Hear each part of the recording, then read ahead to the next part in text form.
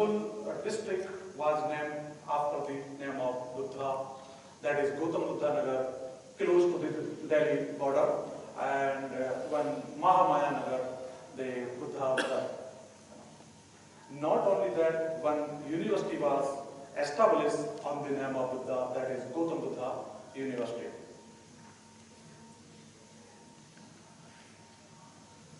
You see here, the Gautam Buddha University. And one, International Buddhist Research Center was also established in Lucknow, that is the state capital of Uttar Pradesh. Further, in 2011, the Gautam Buddha Formula One, racing car, that's the #1 in India, was also established in Uttar Pradesh, Gautam Buddha Nagar districts. Apart from, and one holiday was also declared on Buddha Purnima, the day, when Buddha got sermon of knowledge, and he born as a holiday in Uttar Pradesh. In 2006, it was, kind of the motions when Dr. Ambedkar, accepted Buddhism in 1956 after the, 50 years that there will be like mass conversion of, Dalit into Buddhism, but unfortunately that could not take place. And the leaders of Bahujan Samaj Party convinced that religions of any hue bloom under the patronage of state power in the context of a linear development, a political movement, first led by Baba Sahib Ambedkar and then by Manyavar Kasiram of BSP. This paper would like to map the social changes ushering in the lives of Dalit of Uttar Pradesh because of Buddhism in Uttar Pradesh. The paper would record the impact of Buddhism on architecture of buildings built during the regime of Bahujan Samaj Party lead government in Uttar Pradesh and how Dalit contributing in the development of Buddhism in Uttar Pradesh.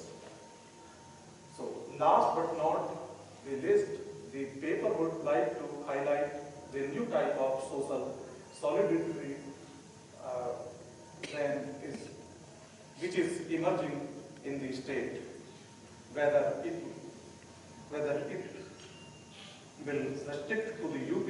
There are two heroes of Buddhist revival in India, and that is the topic of this dialogue, and I wanted to bring to your attention a different leader.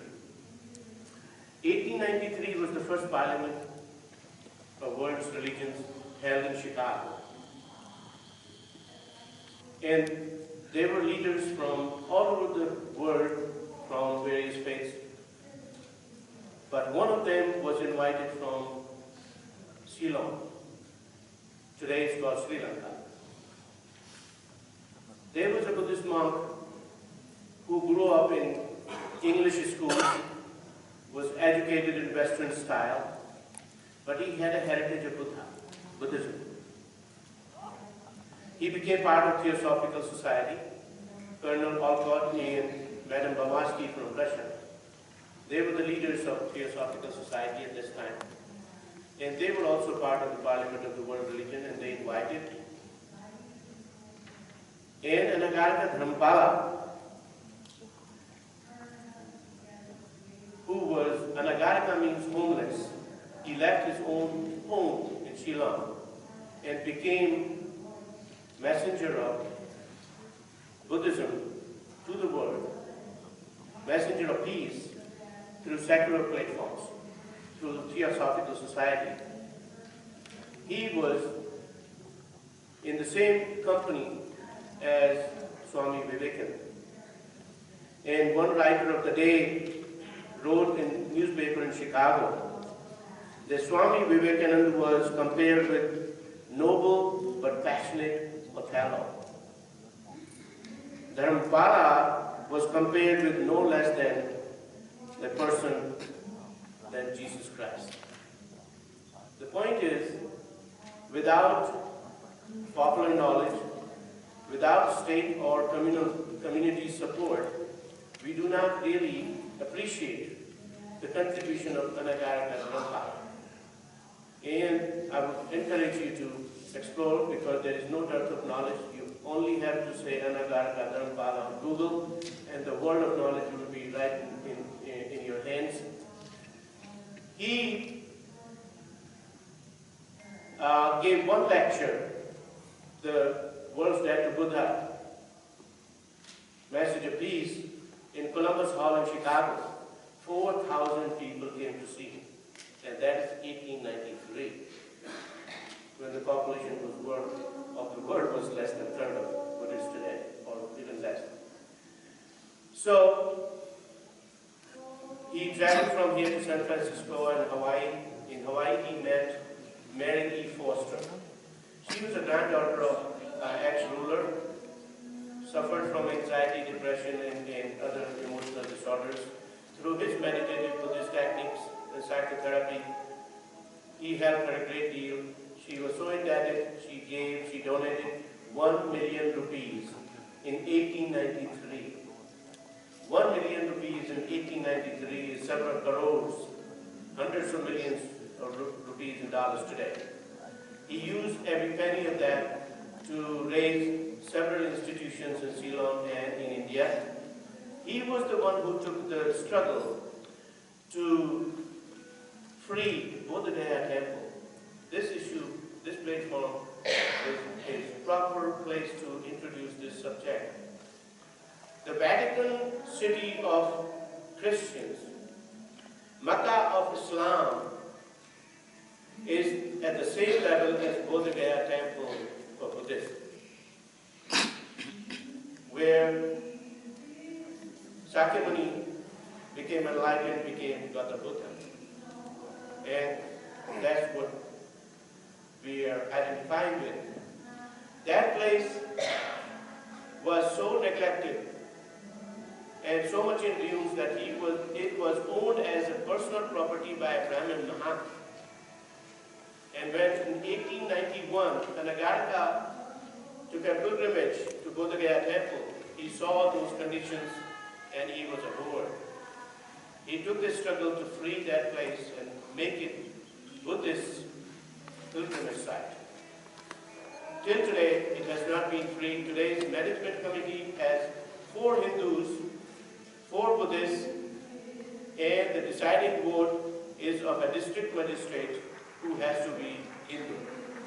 So clearly, his struggle moved the cause of Buddha and Buddhist society in the country and abroad much beyond those conditions, but no cigar yet. The struggle goes on. Ambedkarite Buddhists, activists like them, are daily struggling to achieve that goal. But you can see they're organizing socially, they're identifying, they're recognizing their Buddhist heritage, because these are the same Buddhists who were outcasted and made untouchables. Buddhism is their real heritage. They're recognizing that they're returning back to that heritage. And that's what we mean by revival of Buddhism. They're organizing socially, they're organizing politically. They have freed themselves from ignorance, from poverty, and finding some hope and some pathways for the rest of the masses to follow. I would like to close the presentations now and would like to offer the meeting open to all for comments, for questions, for debate, and for all kinds of fight without fists. So you're welcome to, please. Understand that Tibetans even have voting rights in some elections. Do you see this as contributing to this liberation movement, or have the Tibetans been too marginalized to have that kind of impact? Thank you. Great question. Is this mic working? It's working. I think where my experience goes, the Tibetan Buddhist population is quite aloof and they live on their own life, and there has been hardly any interaction between the Dalit Buddhists as well as Tibetan Buddhists. Okay. In 2003, I visited Dharamsala and interacted with a lot of different Buddhists. Their struggle has been at a different level. First was to find safety, security, away from oppression in Tibet. Then establishing themselves in a safe community, which they have done successfully. And also internationalize the Tibet issue. That has been their struggle. The struggle of Dalits has not been in the forefront of their activities. However, every time there is a Dalit conversion issue, we remember His Holiness Dalai Lama. We seek his support, we seek his inspiration and support. He has been a great inspiration to me, and he's been my leader and kind of inspiring me to work for Parliament. I visited him in 2003. He gave me the story. When he came in 1959, soon after that, he was a young man. He interacted with an Indian emerging Buddhists. There were two Maha-Buddhist society, and the other one is which society? Maha-Buddhist society, No, there are two societies. There are two Hindu, Buddhist religious leading societies, and they were fighting with each other. It happens to all oppressed communities all over the world. We've seen in South Africa, we see everywhere, we see in Southside Israel. They never get together. But in any case, his historical report was that, and I asked them to send me the children so that we can make them, teachers and leaders. Nothing came about it, but this is happening. They're organizing on their own, and we see a great hope. Ladies and gentlemen, I feel very happy to join our discussion today. I have both question and expression of delightfulness to hear about the progress of Buddhist movement in India. It's about 1984 to 1988. I was studying in India. At first, I studied master degree in Pune. At that time, at that place, there are so many groups of Buddhist movement. It's called Nawa Buddhist. And we as Thai student association in Pune University and participate and support them very much. But we have like a short time, only about 2 years when we study master degree. After we finish, and then the work's over like that. And even right now, they continue. Just we have like a short time. And when I moved to Varanasi, I find Gautama College nearby that, Yes, I participate about 3 days over there. And then my question is, what's about the relation of the Buddhist movement in India between the organization in Uttar Pradesh, Madhya Pradesh, even in Bangalore. For Bangalore, right now, I try to find some fund to support about the food and something or the scholar for those who come to prepare to be ordained. That's very fine program that I think we can support those who finish bachelor degree and get ordination. We can support the movement of Buddhism very well. Thank you. My question is, what about the relationship among those organizations between UP, Madhya, and Bangalore? Thank you very much. Thank you. I'm born in Bangladesh, living in Michigan, last 28 years. And I have one fundamental question. Because of the Buddha-Gaya Management Committee, how and what is the way to get back to the Buddhist control in Buddha-Gaya Management Committee? So, I know that the Calcutta High Court, since the 19th century, adopted the law, signed the law. You know, he explained that one judge should be Hindu, and then the 4 Hindus member, and then also the 4 Buddhist members. And can we able to possibility challenge that law to the World Court in Geneva? So is there any way to get back to the Buddhist control in the Buddha Gaya? So that is my question. How and what we need to do? If we need to support from the U.S., of course we have many organizations, the Buddhist Council of America, the Thai Bhikkhu Council in U.S.A. So we can raise our voice in every part of the world, every part of the Buddhist world, to raise our voice and let us know what to do. How and what can we do to get back to the Buddha Gaya in Buddhist name? Thank you.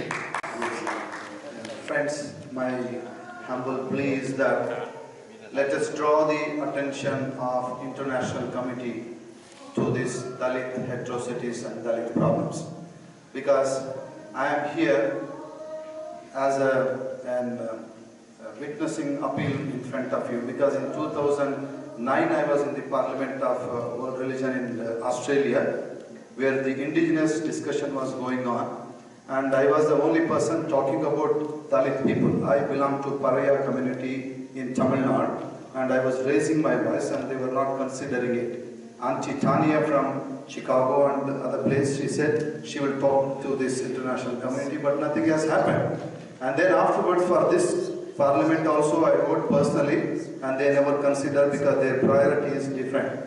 Because Dalit people even now after the constitutional sanction are being suppressed and oppressed every day in our day-to-day activities. As a pastor in the Lutheran Church, I have been oppressed every time. When I want to climb for my right, they will transfer me to the C pasture, where salaries are not getting. And then when I want to come for this Parliament, there is no financial support, either from the Parliament or from the other thing. So my question is, I would like to draw your attention to make this issue as an international issue and highlight our suffering, how we suffer every day as untouchables in India. Nice respect for B.R. Ambedkar. I want to say a quick word about Mahatma Gandhi also, because he was a partner of B.R. Ambedkar. And when we talk about Theravada Buddhism, which is what we've done... I object that you are unnecessarily making two people together. He was never a partner of Ambedkar. I strongly object as a Okay, I accept that. Let me just make my point. We're talking about the international community, and so I want to quickly talk about Japan, China... Gandhi has acquired so much of a space. Please don't acquire the space of I'm saying something pro what you want to hear. Let me finish what I'm saying, please. Very sorry. Yes. Okay. Japan, China, Taiwan, Hong Kong, Singapore, South Korea, and Macau are very influential Buddhist nations, and it's important for us to involve them as well in this debate, as the global Buddhist community can help the cause that we're trying to do. And in this context, what I want to quickly talk about is the Lotus Sutra, which is what everybody follows in the Mahayana tradition, and it was used by Mahatma Gandhi in that context. And what the Lotus Sutra says is, the Buddha says, I always preach with the same tone and text of enlightenment on the basis that all should be treated equally without partiality and sans hatred or bias. I cannot be unduly influenced to favor one over any other. I proclaim the law to all creatures without nepotism or discrimination. I recreate the entire world like a cloud that sheds its rain sans distinction upon the lauded and the lowly, the erudite and the ignorant, the sagely and the sinners, the aristocrats and the outcasts. So I think what's very important is for the Mahayana community also to join you guys, you see, in supporting the true nature of equality. And I think that can bring a lot of new energy and excitement to what we are trying to do as Buddhists, in this fight together. Margins from India. This is to thank you, Dr. Audi Pankar, and Venerable monks here who came from different parts of the world. My two sessions are very important because I am roaming a lot of countries. So because you know that India is because Dr. Ambedkar had given a new birth to the Buddhism in India. So whenever you suppose I think Bangladesh Venerable is here, when go to India, even the Buddhists, who is the supporter of the Dr. Ambedkar, who praise the Buddhism. After Dr. Ambedkar, the people say this is new Buddhism.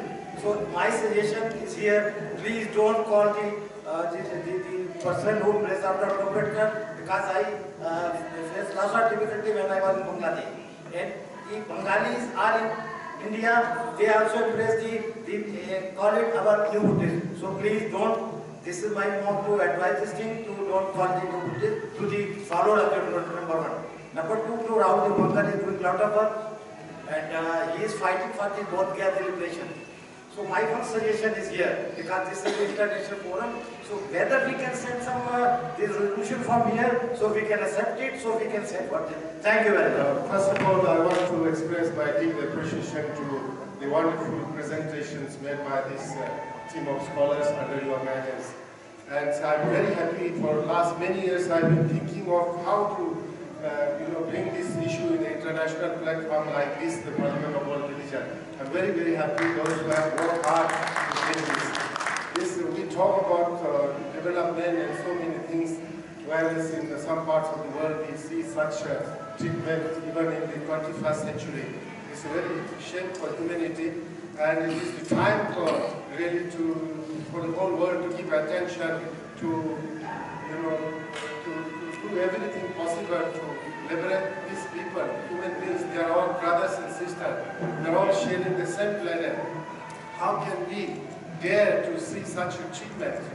I have been also involved in this, helping our brothers and sisters, who have been the followers of Buddha before. The greatest contribution to the world from India was the teachings of the Buddha, the universal compassion and love teachings. But unfortunately declined and disappeared. Now, through the initiative and the hard effort of Dr. Babasaheb Ambedkar and the Dhammapada from Sri Lanka, Buddhism is being revived. A lot of work is going on. Still, it needs the attention, help, support, encouragement from all over the world who believe in human dignity, particularly this world, Thailand, Burma, Korea, Japan. All I hope they will come and support and restore the beautiful teachings of Buddha once again in India. A great blessing to the whole world. Once again, thank you so much. I have been working and written a book, The Return of the Buddha to his birthplace, India. So thank you so much. Thank you very much.